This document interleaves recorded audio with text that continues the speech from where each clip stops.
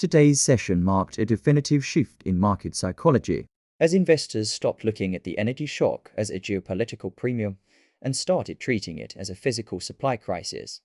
The outcome was a broad-based liquidation event. We saw a rare and aggressive everything sell-off where equities, bonds, and even safe havens like gold were sold simultaneously to raise cash. The S&P 500 fell over 1.5%, and the Nasdaq dropped even further as rising interest rates weighed on growth valuations.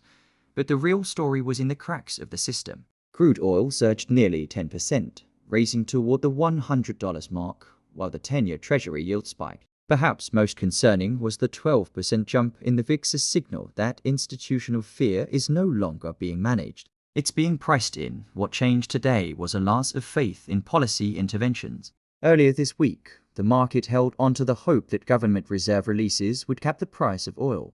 Today, that narrative collapsed. Investors realized that while paper oil is being released from reserves, it won't hit the market for 120 days.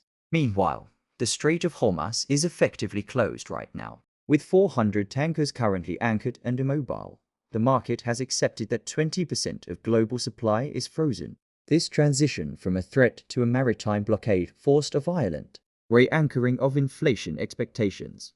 Institutional money is now in a defensive retreat. We saw a massive rotation out of industrials and consumer discretionary sectors that are being squeezed by both rising input costs and falling real wages for consumers. The only green on the screen was in energy and utilities, which are being used as inflation-protected bunkers. The most significant signal, however, was the 2% drop in gold. When investors sell gold during a crisis, it's usually not because they want to, it's because they have to.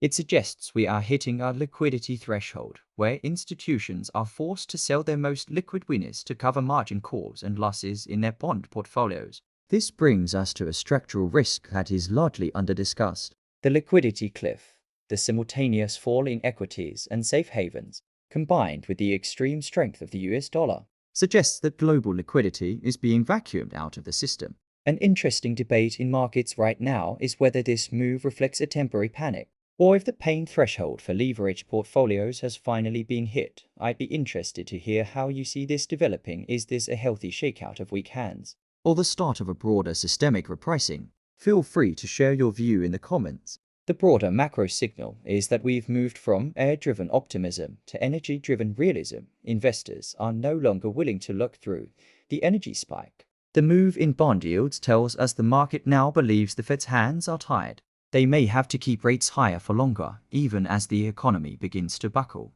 Even record earnings from companies like Adobe are being ignored because they don't offer a hedge against this new stagflationary regime. Over the next few days, we'll be watching for policy credibility. The market is looking for actual, physical barrels of oil to move. If the reserve release remains a headline without naval escorts to clear the shipping lanes, oil will likely break 110.